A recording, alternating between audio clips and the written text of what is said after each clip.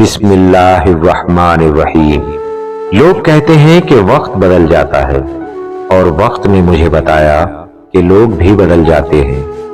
जरूरी नहीं जो आज तुम्हारे साथ है वो कल भी तुम्हारे साथ रहेगा। इसलिए अकेला चलना सीख लो। अगर वक्त अपना है तो सब अपने हैं, वरना कोई किसी का नहीं होता। क्या आपने कभी मीठे करेले देखे हैं?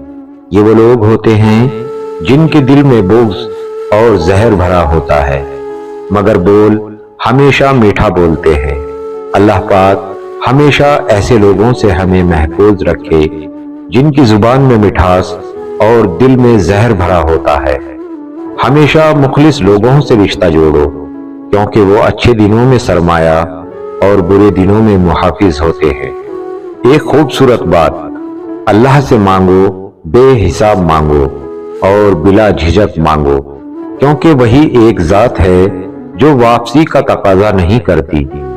ऐ अल्लाह, मेरी इज्जत के लिए यही काफी है कि मैं तेरा बंदा हूँ, और मेरे फक्र के लिए यही काफी है कि तू मेरा परवरदिगार है।